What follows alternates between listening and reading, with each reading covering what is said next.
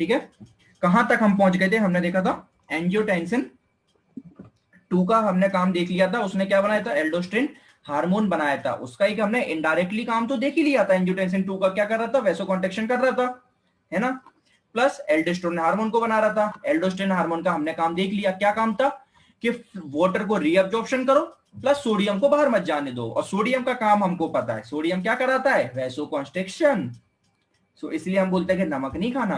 तो ये तो मैकेनिज्म नॉर्मल है, ये मैकेनिज्म बॉडी में कब चल रही है, मैकेनिज्म बॉडी में जब चलती है जब आपकी बॉडी में फ्लूइड की कमी होती है ना। अब ये तो मैकेनिज्म नॉर्मल चल रही है, अब आपकी बॉडी में ब्लड प्रेशर बढ़ गया है, तो उससे बॉडी को, उससे आपकी नॉर्मल मैकेनिज्म को तो थोड़ा ना पता है कि आपका ब्लड प्रेशर बढ़ गया है, नॉर्मल मैकेनिज्म मत चलने दो, वो तो चलेगी। तो हम क्या करते हैं, हम ये ड्रग से इस मैकेनिज्म को तोड़ देते हैं। अब मैंने आपको डिफरेंट डिफरेंट स्टेप्स बताए थे, एक क्विक रिवीजन में सिर्फ और सिर्फ स्टेप्स बताऊंगा। क्या हुआ, बॉडी में ब्लड फ्लो डिक्रीज हुआ, जैसे ही डिक्रीज हुआ कौन से सेल्स एक्टिवेट हुए, जक्स्टा मेरुलरी सेल्स, कहां पर, किडनी में वो एक्टिवेट हुए। उन्होंने क्या करा, एक प्रीकर्सर बैठा था रेनिन का, कौन, प्रोरेनिन, कहां बैठा था, ब्लड में, उसको कन्वर्ट करा किसमें, रेनिन में, रेनिन में कन्वर्ट करा। रेनिन कहां थे, कहां पर करा, रेनिन में, ठीक है। अब रेनिन ने क्या करा, रेनिन गया लीवर के पास, लीवर के पास गया, लीवर में भी प्रीकर्सर बैठा था, क्या, एंजियोटेंसिन, इसको एंजियोटेंसिन भी बोलते हैं और एंजियोटेंसिनोजिन भी बोलते हैं, ठीक है, दोनों बोलते हैं, एंजियोटेंसिन भी बोलते हैं और एंजियोटेंसिनोजिन भी बोलते हैं। उसको कन्वर्ट करा किसमें, एंजियोटेंसिन 1 में, एंजियोटेंसिन 1 में कन्वर्ट कर दिया, ठीक है, वहां तक ठीक था भैया, एंजियोटेंसिन। अब एंजियोटेंसिन 1 कन्वर्ट होगा एंजियोटेंसिन 2 में, किसकी मदद से, ये समझते रहना, क्योंकि देखो दो चीजें आ गई, एक रेनिन कन्वर्ट कर रहा है एंजियोटेंसिन को एंजियोटेंसिन 1 में, यानी मोस्ट इंपॉर्टेंट एक पार्ट हो गया रेनिन, यानी अगर इस स्टेप को रोकना है तो रेनिन को रोको, यानी हम अभी एक ड्रग पढ़ने वाले हैं जो इस रेनिन को रोकेगा, ठीक है। अगर एंजियोटेंसिन 1 को 2 में कन्वर्ट होने से रोकना है तो यहां पर एंजियोटेंसिन 1 को 2 में कौन कर रहा था, एंजियोटेंसिन कन्वर्टिंग एंजाइम, एसीई। अब सीधी सी बात है, अगर हमें एंजियोटेंसिन 1 को 2 में कन्वर्ट नहीं होने देना तो इस स्टेप में हम एंजियोटेंसिन कन्वर्टिंग एंजाइम को रोक देंगे, तो 1 को 2 में नहीं कन्वर्ट होने देगा, यानी दो ड्रग यहां पर निकल के आ गए, सीधी सी बात है।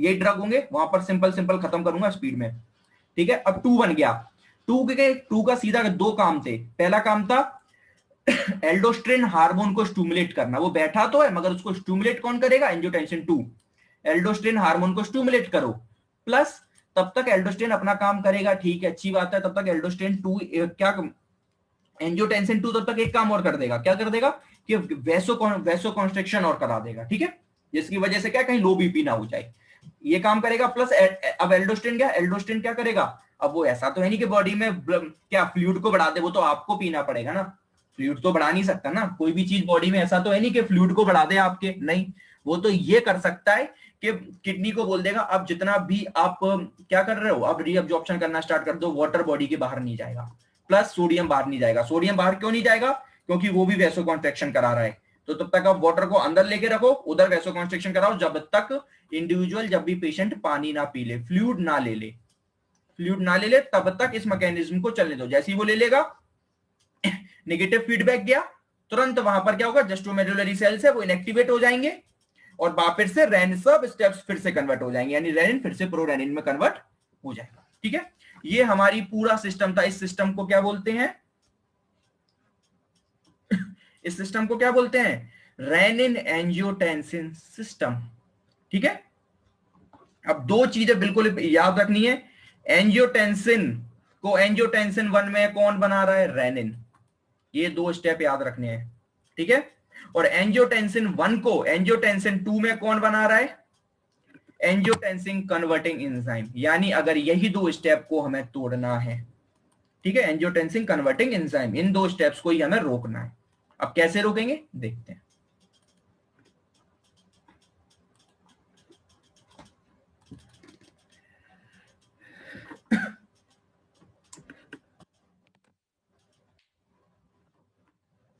ठीक है, तो अब इसमें हमें पढ़ना है, इसमें हम पढ़ेंगे एंजियोटेंसिन कन्वर्टिंग एंजाइम। अब यहां पर एक बार आपको बता देता हूं इसके अंदर कौन कौन से ड्रग पढ़ने हैं, जैसे मैंने डाययूरेटिक के अंदर बताई थी, इसके अंदर आप 3 मैकेनिज्म पढ़ोगे। पहली मैकेनिज्म, अब देखो नाम से ही आप खुद बताओगे, मेरे को बताने की जरूरत नहीं है, खुद बताओगे अभी अगर आप मैकेनिज्म समझ आइए। Angiotensin converting enzyme inhibitor, angiotensin converting enzyme को रोको, तो कौन सा स्टेप रोक रहे हो आप? 1 को 2 में नहीं कन्वर्ट होने दे रहे हो। आ गया ना? थर्ड वन पहले पढ़ो। रेनिन इनहिबिटर, कौन सा स्टेप रोक दिया? कौन सा? एंजियोटेंसिन को प्रोरेनिन को रेनिन में, नहीं, प्रो रेनिन को रेनिन में नहीं, यहाँ रेनिन बन गया है, एंजियोटेंसिन को एंजियोटेंसिन 1 में रोक देंगे। हमने दिया है, 2 हो गया। दूसरी चीज, एक काम और कर सकते हैं कि ठीक है भैया एंजियोटेंसिन 2 बन गया, अब हम कुछ नहीं कर सकते, लेकिन हमें पता है कि एंजियोटेंसिन 2 किसको बना रहा था? कौन से हार्मोन को? एल्डोस्टेरोन हार्मोन को स्टिमुलेट कैसे कर रहा था? देखो हमारे बॉडी में हमको पता है कोई भी चीज जब एक्टिवेट होती है, जब पर्टिकुलर एक जगह उसके रिसेप्टर बैठे होते हैं, वो आकर उस रिसेप्टर से अटैच होता है, तब उनके बीच में रिएक्शन होती है, तभी एक प्रोडक्ट बनता है। बिना उसके रिसेप्टर के प्रोडक्ट नहीं बनता, आप जानते हो। तो आप क्या कर दो, इस रिसेप्टर्स को ही ब्लॉक कर दो। तो एंजियोटेंसिन 2 जैसे रिसेप्टर्स पे आके बैठेगा, रिसेप्टर्स को लेंगे नहीं, एल्डोस्टेरोन बनेगा नहीं, खत्म बात। हमने क्या करा, पहले हमने या तो पहले स्टॉप को रोको या दूसरे स्टॉप को रोको। अगर एंजियोटेंसिन 2 बन भी जाता है तो क्या कर दो, उस पे जो रिसेप्टर्स हैं उनको ब्लॉक कर दो, एंटागोनिस्ट बैठा दो। अब एंजियोटेंसिन के जब एंजियोटेंसिन 2 अपने रिसेप्टर पर बैठ ही नहीं पाएगा, तो वो एल्डोस्टेरोन को स्टिमुलेट नहीं कर पाएगा। यानी हमने तीनों एक्शन पर बात कर ली। एंजियोटेंसिन कन्वर्टिंग एंजाइम के अंदर आप पढ़ोगे कैप्टोप्रिल और रैमिप्रिल। एंजियोटेंसिन 2 रिसेप्टर एंटागोनिस्ट के अंदर पढ़ोगे लोसर्टेन, और रेनिन इनहिबिटर के पढ़ोगे एलिस्क्रेन। ठीक है, अब इन सब की आपको कैसे निमोनिक बनानी है, क्या बनानी है, ये आपके ऊपर है। ठीक है, मगर याद करना इंपॉर्टेंट है। अभी यही एग्जाम्पल ही याद नहीं रहेंगे, बाकी सब लिखने का कोई मतलब नहीं है। ठीक है, फटाफट अब हम समझते हैं। ठीक है, पहला हम पढ़ते हैं एंजियोटेंसिन कन्वर्टिंग एंजाइम। बिल्कुल क्लियर, अब स्पीड में चलेंगे थोड़ा सा। क्या कर रहा है कि 1 को किसमें नहीं बनने दे रहा, 1 को 2 में नहीं होने दे रहा, 1 को 2 में नहीं होने दे रहा। वही मैकेनिज्म ऑफ एक्शन है। ऐसी ए, अब देखना इसमें कुछ भी नहीं लिखा होगा, जो मैंने आपको समझाया वो कुछ भी नहीं। अगर मैकेनिज्म समझ आई तो ये मैकेनिज्म ऑफ एक्शन समझ आएगी। एसीई इनहिबिटर, एसीई वो एंजियोटेंसिन कन्वर्टिंग एंजाइम को इनहिबिट करना है, prevent the form of angiotensin 2, angiotensin 2 and indirectly aldosterone. अब सीधी सी बात है भैया, हम खुद अभी पढ़ के आए कि अगर एंजियोटेंसिन 2 नहीं बनेगा तो क्या एल्डोस्टेरोन बनेगा? यानी डायरेक्टली उसने एल्डोस्टेरोन को नहीं रोका, इनडायरेक्टली हो गया ना। हमने ये पहली वाली स्टेप ही रोक दी। हमने जब ये पहली स्टेप रोक दी तो एल्डोस्टेरोन यहां नहीं बना। तो और ये एल्डोस्टेरोन किसके लिए रिस्पॉन्सिबल था? अब भी जस्ट बताया मैंने, responsible for raising BP by क्या? इंक्रीजिंग प्लाज्मा वॉल्यूम, यानी क्या, ब्लड वो वाटर को रिटेन करना प्लस सोडियम को। तो ठीक है, अब हमने क्या करा, अगर हमने इस स्टेट को नहीं बनने दिया तो क्या हुआ, एल्डोस्टेरोन नहीं बनेगा, एल्डोस्टेरोन नहीं बनेगा प्लस एंजियोटेंसिन 2 भी नहीं बनेगा। तो एंजियोटेंसिन में 2 काम होगा, एक एल्डोस्टेरोन नहीं बनेगा, इसका मतलब क्या है कि वाटर का अपटेक नहीं होगा प्लस सोडियम का अपटेक नहीं होगा। दूसरा वैसो कॉन्ट्रैक्शन भी नहीं होगा, क्योंकि एंजियोटेंसिन 2 का इनडायरेक्टली रोल भी था कि वो वैसो कॉन्ट्रैक्शन करा रहा था। तो सिंपल हो गया, देयर इज वैसोडाइलेशन। क्यों हुआ वैसोडाइलेशन? आपसे पूछे क्यों? क्योंकि एंजियोटेंसिन 2 नहीं बना, उसका रोल था ये। और डिक्रीज इन क्या, पीवीआर बता चुका हूं, पेरिफेरल वैस्कुलर रेजिस्टेंस। अगर वैसोडाइले, वही सीधी सी बात है, एंजियोटेंसिन 2 का काम ही था कॉन्ट्रैक्शन कराना, और उसकी वजह से बीपी गया गिर। Clear mechanism? अब इसकी फार्माकोकाइनेटिक क्या, एसो inhibitor generally well observed orally. इसको हम जो अब देखो ये सबको, अब जो फार्माकोकाइनेटिक एडवर्स इफेक्ट है सब में लिख के आने हैं। अभी इसके 3 टाइप पढ़ेंगे ना, सब में लिख के आने हैं, बार बार नहीं पढ़ाऊंगा और बार बार इसमें लिखे भी नहीं है, आपको पता होने चाहिए। फार्माकोकाइनेटिक है, ओरली ले रहे हैं, सिंपल सी बात है। एडवर्स इफेक्ट क्या होंगे, मैंने आपको हर बार पढ़ा चुका हूं, जितने भी याद आए, ड्राई का, जीआईटी डिस्टर्बेंस, जो भी याद आ रहे हैं लिखो। हेडेक, हेडेक तो सब में ही लिखो, हेडेक, नोजिया, एब्डोमिनल पेन, सब कुछ। अब इसमें 2-3 चीजें इंपॉर्टेंट आएंगी, 2 चीजें आप बताना क्या। पहली चीज तो क्या, मैंने अगर आपको याद है तो मैंने एडवर्स इफेक्ट में आपको एक चीज बताई थी, साइड इफेक्ट। साइड इफेक्ट का मतलब क्या था कि पर्टिकुलर अगर हम एक को ही ड्रग अगर किसी पर्टिकुलर चीज के लिए दे रहे हो, तो उसी की वजह से ही ज्यादा कमी हो जाए। यानी अगर हम बीपी को कम करने के लिए ड्रग दे रहा हूं, पता चले बीपी कुछ नॉर्मल से ज्यादा ही कम हो जाए, तो ये उस ड्रग का क्या है, साइड इफेक्ट। तो वो इसका आगे एडवर्स इफेक्ट, खत्म बात, लिख दो, हाइपोटेंशन। और अभी हम सीधी सी बात करके आए थे, हाइपर, यहां पर हाइपरकेलेमिया क्यों लिखा है? क्योंकि अभी हमने बात करके आए थे हाइपरकेलेमिया, क्योंकि अभी हमने बात करी थी ये जो उसमें क्या हो रहा था, हाइपोकेलेमिया हो रहा था। ज्यादा अमाउंट में दोगे तो हाइपरकेलेमिया हो जाएगा। क्यों? क्योंकि आप सोडियम को ज्यादा रिटेन करोगे, सोडियम को रोकोगे, बाहर नहीं जाने दोगे, तो साथ में पोटेशियम भी तो रुकेगा। सीधी सी बात, अभी हम पढ़ के आए थे, अगर सोडियम को बाहर निकाल रहे हो तो पोटेशियम बाहर निकल रहा था। इसमें आप क्या कर रहे हो, इसमें आप क्या कर रहे हो, सोडियम को रोक रहे हो, कुछ जरूरत से ज्यादा ही रोक लिया तो उसके साथ जरूरत से ज्यादा पोटेशियम भी तो रुकेगा, और पोटेशियम जरूरत से ज्यादा रुकेगा तो हाइपरकैलेमिया तो वो नहीं है। ये एडवर्स इफेक्ट है। कंफ्यूजन बिल्कुल मत होना कि हाइपरकैलेमिया कैसे हो गया। अभी हम डायरेटिक में पढ़ के आए थे कि हाइपोकैलेमिया, हाइपोकैलेमिया नॉर्मल है, हाइपरकैलेमिया एडवर्स इफेक्ट है, नॉर्मल नहीं है। हाइपरकैलेमिया एडवर्स इफेक्ट है कि अगर जरूरत से ज्यादा खा लोगे तो पोटेशियम ज्यादा हो जाएगा। क्यों हो जाएगा, क्योंकि सोडियम आपने बहुत ज्यादा रोक लिया और उसके साथ पोटेशियम तो रुकना नहीं है, हाइपोटेंशन होना ही है। प्लस 2 पॉइंट आ गए, बाकी सब तो कॉमन है, ब्लड डिसऑर्डर होना है। क्यों होना है, क्योंकि अभी हम बात करके आए एंजियोटेंसिन 1 2 सब कहां ब्लड में बन रहे थे, पढ़ा था, प्रोरेनिन रेनिन ब्लड में हो रहा था, उसके साथ ब्लड फ्लो। तो ये सारी और ये बीपी की जितनी भी है उन सब में ब्लड डिसऑर्डर लिख के आना है, ठीक है। हाइपोटेंशन, हाइपरकैलेमिया, ये सारे एडवर्स इफेक्ट आपको लिख के आने, मगर बीपी वाले में 2-3 अलग से लिख के आने, बाकी एडवर्स इफेक्ट तो सबके लिए कॉमन ही होते हैं। यूसेस क्या होगा, वही hypertension, all grades of hypertension in treated, plus myocardial infarction, वही सारी और बहुत सारे यूसेस आप लिख सकते हो दुनिया भर के, रेनल फेलियर, कितनी सारी चीजें जो हजार। सर एक डाउट क्या, अगर कोई डाउट है तो प्लीज मैसेज में लिख दो आवाज। सर एक डाउट है। हाँ हाँ बोलिए बोलिए।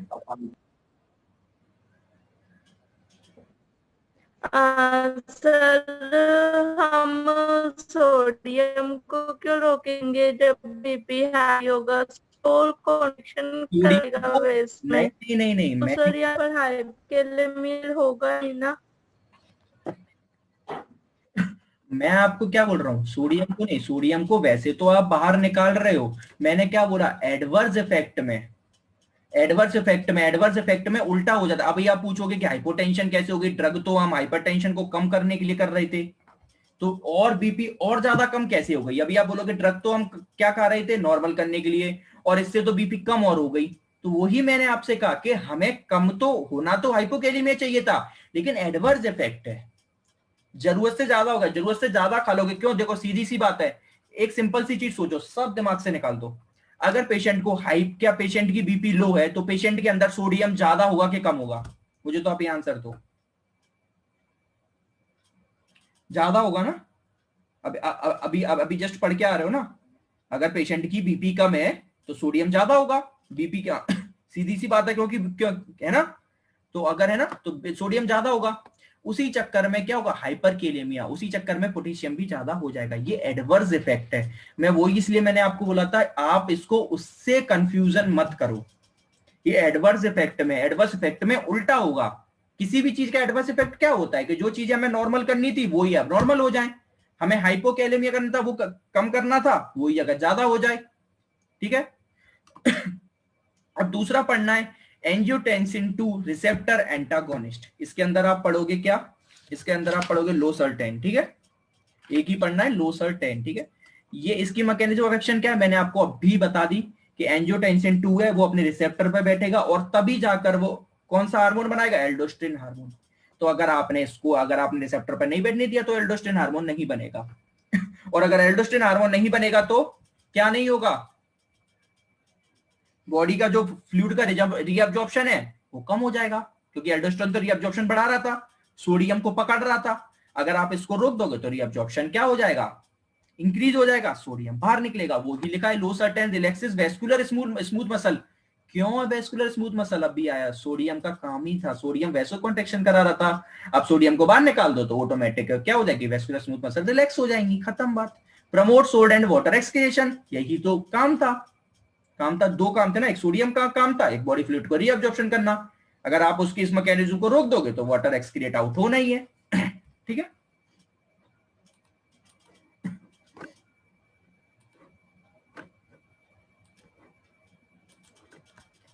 वाटर होगा एक्सक्रिएट आउट।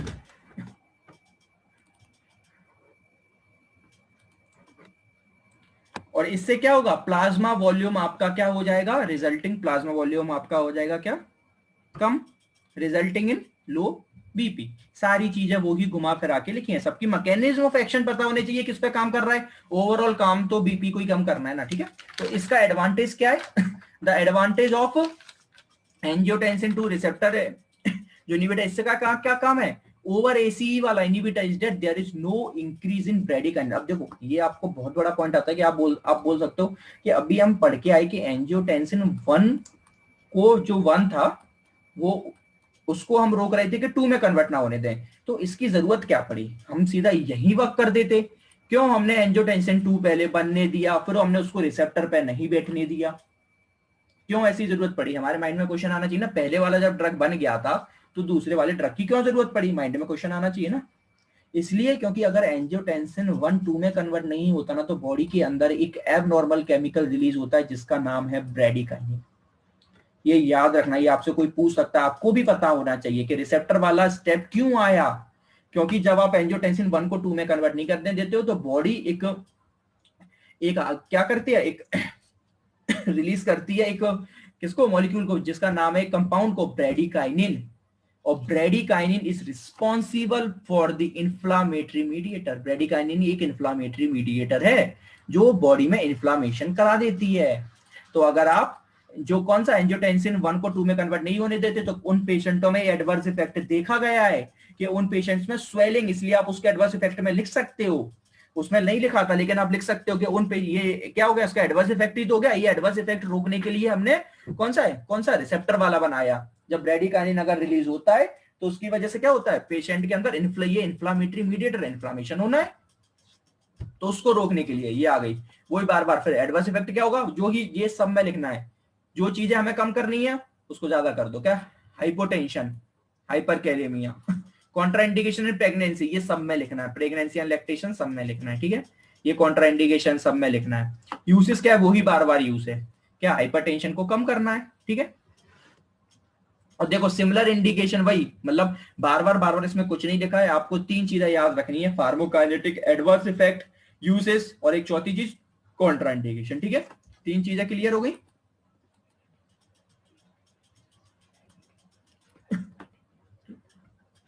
ठीक है, अब तीसरा हमें पढ़ना है रेनिन इनहिबिटर। रेनिन इनहिबिटर क्या था पहला था 1 को 2 में मत होने दो, दूसरा रिसेप्टर मत बनने दो, अब तीसरा वाला कि एंजियोटेंसिन को 1 में ही मत कन्वर्ट होने दो। रेनिन का यही तो काम था, तो हमने दूसरे स्टेप पे वर्क कर दिया, खत्म बात। हम यानी अब हम क्या, इन्फ्लामेशन ओवरऑल बॉडी में कहीं भी हो सकता है। किसी डाउट है कि इन्फ्लामेशन कहां हो सकता है, ब्रेडिकाइनिन कहीं भी बॉडी में इन्फ्लामेशन करा सकता है, कोई रिस्पॉन्सिबल की जगह नहीं है, बॉडी में ब्लड में ट्रेवल कर रहा है तो कहीं भी करा सकता है, ठीक है। और ड्राई कफ बेरा और ये एंजियोडीमा तो ये सब में कॉमन पॉइंट है। रेनिन इनहिबिटर क्या इसका ड्रग है, एलिस्क्रेन। ये क्या काम करेगा, block the effect of renin thereby reducing the blood pressure. अब सीधी सी बात समझनी है, यहाँ पर मैकेनिज्म आप बिल्कुल, अब इसमें ना मैकेनिज्म नहीं लिखिए, आप लिख के आओगे तभी आपको नंबर मिलेंगे। क्योंकि ये रेनिन क्या करेगा, एंजियोटेंसिन को एंजियोटेंसिन 1 में कन्वर्ट नहीं होने देगा। कहाँ कन्वर्ट नहीं होने देगा, लीवर में कन्वर्ट नहीं होने देगा क्योंकि रेनिन तो ब्लड में था, मगर लीवर में एंजियोटेंसिन बैठा होता है, उसको एंजियोटेंसिन 1 में कन्वर्ट नहीं होने देगा। अब एंजियोटेंसिन 1 में नहीं कन्वर्ट होगा तो आगे की कोई भी प्रोसेस नहीं चलनी, ठीक है। तो एलिस्क्रेन कहां, पहले वाले स्टेप पे काम करेगा, ठीक है। अब ये सबसे टफ था, बाकी अब सब बिल्कुल सिंपल है।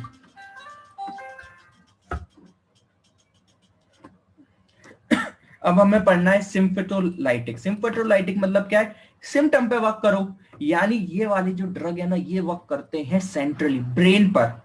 अब सीधी सी बात है, कोई भी डिसीज का देखो, हमारे बॉडी में सारे फंक्शन ब्रेन से एसोसिएट हो रहे हैं, मगर इसका मतलब ये नहीं होता कि आप ब्रेन में छेड़खानी करो, क्योंकि ब्रेन को छेड़खानी करने का मतलब है कुछ ना कुछ बॉडी में अबनॉर्मल कर देना। तो ये वाले ड्रग डायरेक्टली नहीं दिए जाते।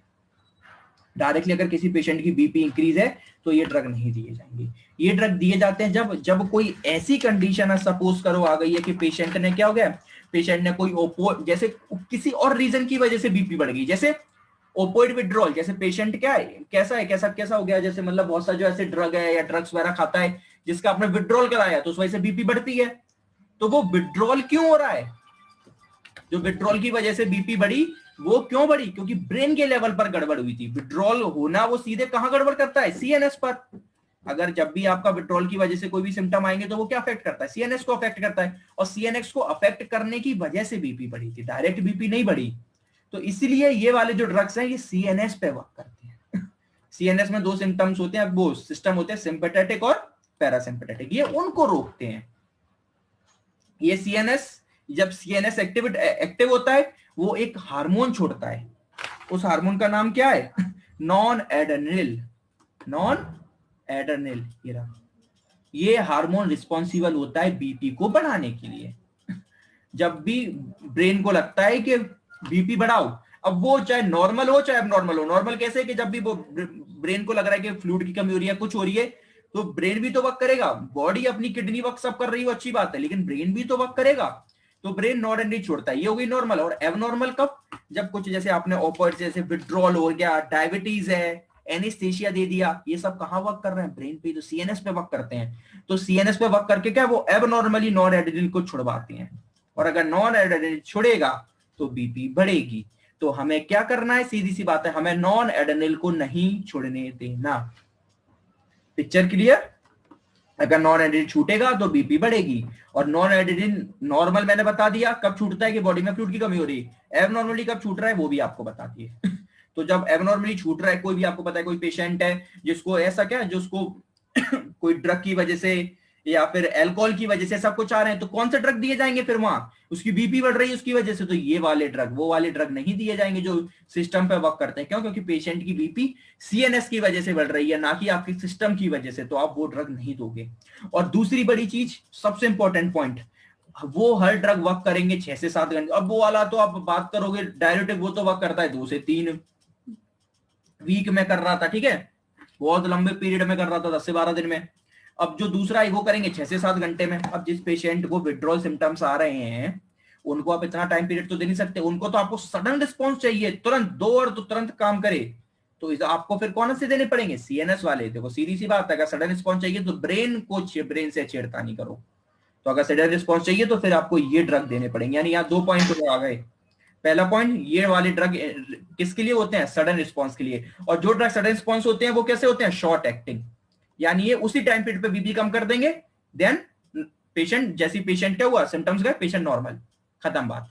यानी ये शॉर्ट एक्टिंग है, सडन रिस्पॉन्स के लिए। और प्लस दूसरी चीज, कोई ये सीएनएस पे काम कर रहे हैं। अब इसके अंदर भी आप 3 सब टाइप पढ़ोगे। कौन कौन? 3 नहीं, आप इसके अंदर 4 पढ़ोगे। पहला आप पढ़ोगे ड्रग्स एक्टिंग सेंट्रली, फिर आप पढ़ोगे गैंग्लियन ब्लॉकर्स, फिर आप पढ़ोगे एड्रेनल न्यूरॉन ब्लॉकर, फिर आप पढ़ोगे एड्रेनर्जिक रिसेप्टर ब्लॉकर। अंदर अंदर बताता जाता हूं, बिल्कुल सिंपल है, कोई डिफिकल्ट नहीं है। क्या बताया? इसके अंदर आप ड्रग्स एक्टिंग सेंट्रली यानी सेंट्रल नर्वस सिस्टम पे काम करेगा। और मैंने आपको बताया सेंट्रल नर्वस सिस्टम क्या होगा? सेंट्रल नर्वस सिस्टम है, उसके अंदर 2 होती है प्रोसेस, सिंपैथेटिक और पैरासिम्पैथेटिक। जैसे ही सिंपैथेटिक एक्टिवेट होता है उससे क्या होता है? सिंपैथेटिक एक्टिवेट हुआ, नॉन एड्रेनलिन छूटा। अब हम इस सिंपैथेटिक प्रोसेस को रोक दें तो क्या नॉन एड्रेनलिन छूटेगा? नहीं। तो ये वही काम कर रहा है, ड्रग्स एक्टिंग सेंट्रली यानी सेंट्रल नर्वस सिस्टम पे जाके अफेक्ट करो और उससे बोल दो कि सिंपैथेटिक को मत एक्टिवेट करो, मत एक्टिवेट करो। ये पैरासिम्पैथेटिक से भी छेड़छाड़ नहीं कर रहा। दूसरा वाला ड्रग आएगा वो सिंपैथेटिक को रोकेगा प्लस पैरासिम्पैथेटिक को स्टिमुलेट करेगा। तो वो क्या दोनों तरफा काम कर रहा है, एक को बंद कर रहा है, दूसरे को बोल रहा है कि तुम चालू कर दो। और पैरासिम्पैथेटिक क्या, नॉन एड्रेनलिन को कम करेगा, ठीक है। तो ये सिर्फ सिंपैथेटिक पे वर्क करेगा। क्या लिखा है? Clonidine is a selective alpha 2 antagonist. इसका मतलब क्या है? Stimulate alpha 2 receptor. एक सीएनएस में रिसेप्टर बैठे होते हैं अल्फा 2, उनको स्टिमुलेट कर देता है वो। अगर जैसे ही उनको स्टिमुलेट करता है उससे क्या होता है? सीएनएस का जो सिंपैथेटिक आउटफ्लो है वो डिक्रीज हो जाता है। ये रिसेप्टर्स को बस स्टिमुलेट करना है। ये वाले ड्रग क्या करेंगे? इस अल्फा 2 रिसेप्टर को स्टिमुलेट करेंगे। ये रिसेप्टर जो सीएनएस से सिंपैथेटिक रिस्पांस जा रहा है उसको डिक्रीज कर देंगे। जैसे ही डिक्रीज होगा नॉन एड्रेनलिन का लेवल कम हो जाएगा। नॉन एड्रेनलिन का लेवल कम होगा, बीपी तुरंत कम हो जाएगी। यानी CNS decrease central sympathetic outflow, blocks the release of non adrenaline from the nerve terminal. जो नर्व स्टिमुलेट हो रही थी वहां से नॉन एड्रेनलिन को क्या बंद करा देगा, और जिससे आपकी बीपी हो जाएगी कम। कोई कंफ्यूजन?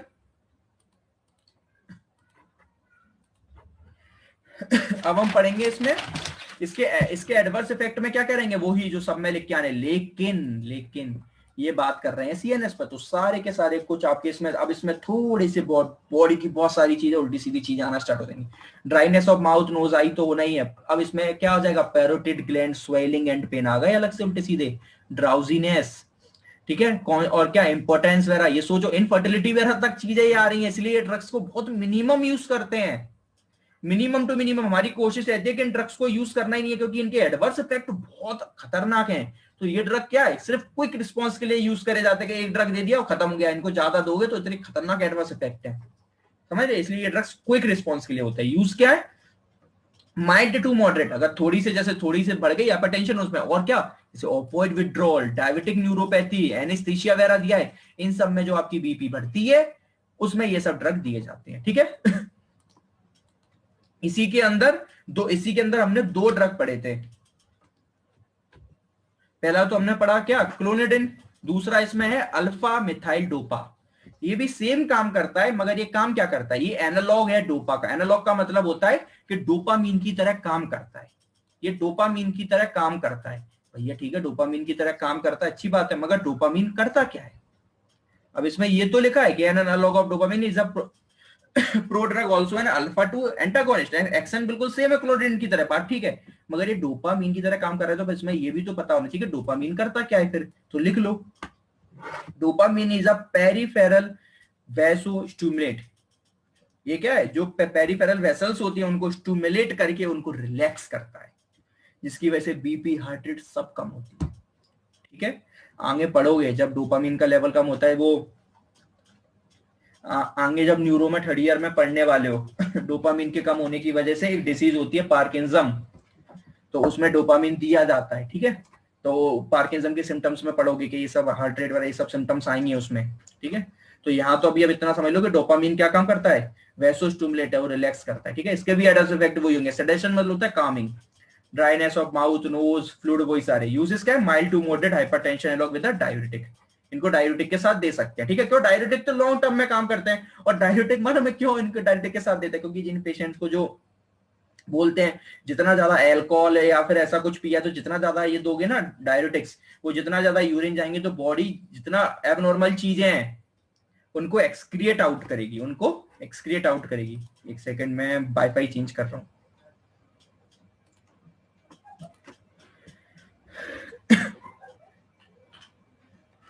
अब जितनी भी एबनॉर्मल चीजें उनको एक्सक्रिएट आउट करेगी, अब बार बार यूरिन जाओगे तो बॉडी उनको क्या एक्सक्रिएट आउट करेगी, अब फिर से प्रॉब्लम आए तो बताना।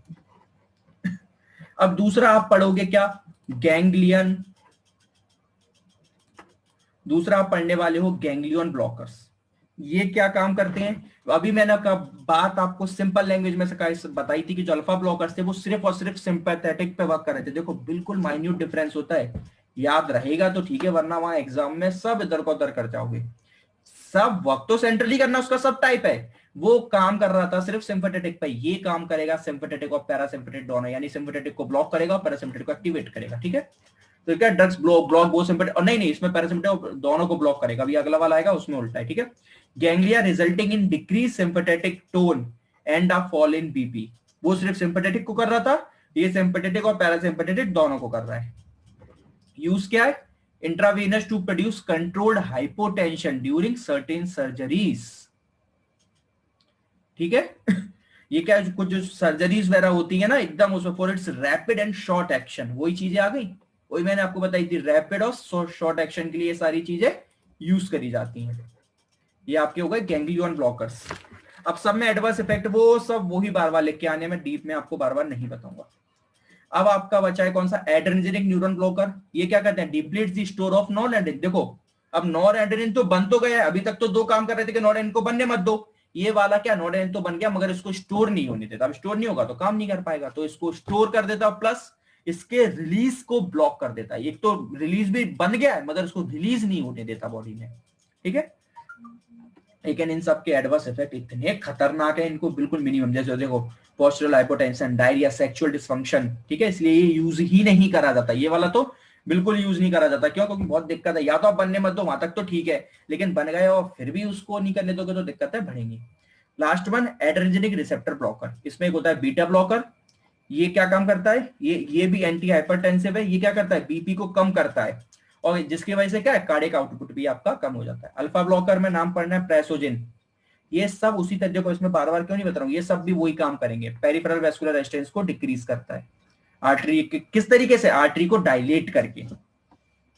और अल्फा बीटा ब्लॉकर लेबेटालॉल, इसको मैंने ऐसा करता, वैसे इसका नाम है लेबेटॉल क्या नाम है, लेबेटॉल।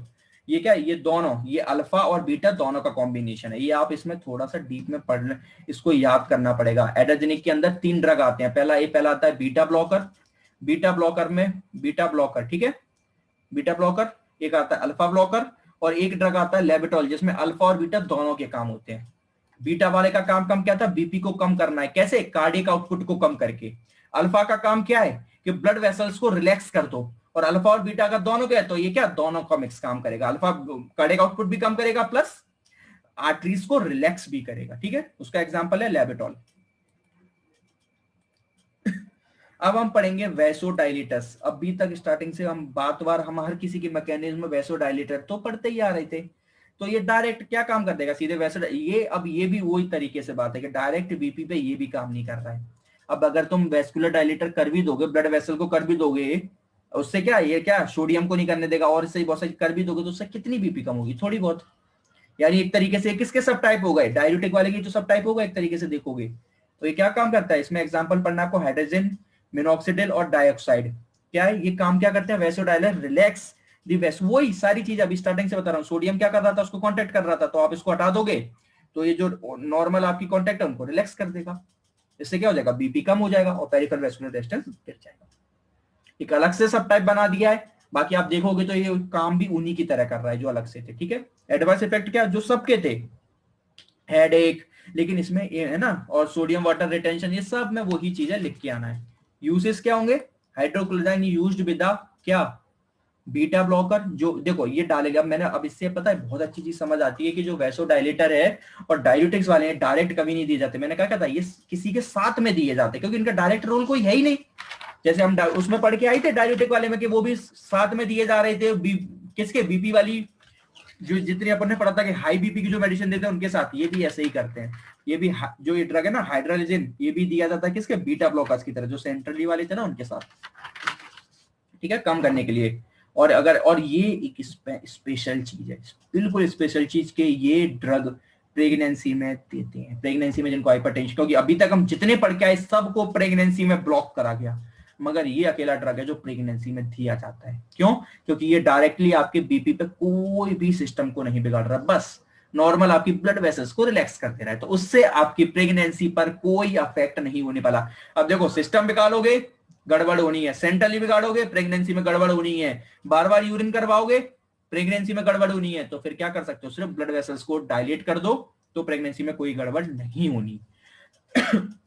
Last one, calcium channel blocker. अब ये समझना पड़ेगा कि क्या कैल्शियम, तो हमें अब एक चीज तो समझ हमारे माइंड में आ गई कि कोई एक कैल्शियम चैनल है जो क्या करते हैं, बीपी को बढ़ा रहे हैं, उनको ब्लॉक करना है, ठीक है। तो पहले लिख लो कि कैल्शियम चैनल्स करते क्या हैं, लिख लो समझ लो। कैल्शियम चैनल ब्लॉकर्स क्या करते हैं, इट प्रिवेंट किसको, calcium entering the cells of heart and arteries. वो क्या करते हैं कि कैल्शियम को जो आर्टरीज और हार्ट के सेल्स हैं उनके अंदर जाने से रोकते हैं, यानी ब्लॉक कर रहे हैं, कैल्शियम को नहीं जाने दे रहा है। कहां, आर्टरीज के सेल्स में और हार्ट के सेल्स में, ठीक है भैया, नहीं जाने दे रहे उससे, तो वो ठीक है, लेकिन ये जाके करते क्या है, because calcium cause the heart and arteries to contract more strongly. Calcium का काम होता है कि वो जो क्या है, सेल्स हैं किसके, आर्टरीज की वॉल के और हार्ट की वॉल्स के, उनको कॉन्ट्रैक्ट करता है, और कॉन्ट्रैक्ट होगी तो सिंपल सी चीज है, वैसो कॉन्ट्रैक्शन होना है, और हार्ट अगर कॉन्ट्रैक्ट होगा तो कार्डियक आउटपुट बढ़ना है, उससे बीपी बढ़ेगी। तो कैल्शियम चैनल ब्लॉकर भी इनडायरेक्टली रोल प्ले करता है, कोई डायरेक्टली रोल नहीं प्ले कर रहे हैं। कैल्शियम का क्या काम है, कैल्शियम कहां जाते हैं, हार्ट के और आर्टरीज के सेल्स में जाते हैं, और प्लस फिर उन सेल्स को कॉन्ट्रैक्ट करते हैं, बहुत खतरनाक तरीके से स्ट्रांगली कॉन्ट्रैक्ट करते हैं। तो अब आप क्या करो, उन सेल्स को, कैल्शियम चैनल को ब्लॉकर्स कर दो, यानी कैल्शियम को जाने ही मत दो। कैल्शियम जाएंगे नहीं तो क्या कॉन्ट्रैक्ट होगा नहीं, यानी calcium channel blockers are another important group for anti hypertension, they dilate the arteries. किस, अब इसमें ये लिखा है मगर मैकेनिज्म नहीं लिखी, मैकेनिज्म मैंने समझा दिया, आर्टरीज को कैसे डायलेट कर रहा है, क्यों, क्योंकि कैल्शियम आर्टरीज के सेल्स में जाके उन्हें कॉन्ट्रैक्ट कर रहा था, तो अब तुम नहीं जाने दोगे तो आर्टरीज क्या हो जाएंगे, डायलेट हो जाएंगे, resulting in reduce peripheral vascular disease. क्या दो इनके नाम, ड्रग के नाम है, नेफिडेपिन और वीरापामिल, ठीक है। आर दीज ड्रग्स ठीक है, और फ्लूइड रिटेंशन इज नेग्लिजिबल। और इसमें बहुत प्यारी चीज आ गई, इसमें क्या बोला गया, फ्लूइड रिटेंशन करने की जरूरत ही नहीं है, फ्लूइड रिटेंशन इसमें बिल्कुल भी क्या, बिल्कुल नेग्लिजिबल है। अनलाइक अदर आर्टिकल जो डायलिटस वगैरह सब में जो फ्लूइड की प्रॉब्लम्स आ रही थी ना, सब कुछ, कोई इसमें कुछ करना ही नहीं है, कैल्शियम है। बाकी बस अपन ने फ्लड कर, क्योंकि बाकी सब में क्या हो रहा था, फ्लूइड रिटेंशन कर रहे थे या छोड़ रहे थे, तो कहीं सोडियम बढ़ रहा है, कहीं पोटेशियम गड़बड़ हो रहा है, कहीं सोडियम कम हो रहा है, पोटेशियम कम हो रहा है, तो ऐसा उसमें कोई लफड़ा नहीं है क्योंकि उसकी बात ही नहीं है, बात सिर्फ और सिर्फ कैल्शियम की हो रही है। Okay, it's all about today lecture. अभी तक किसी को कोई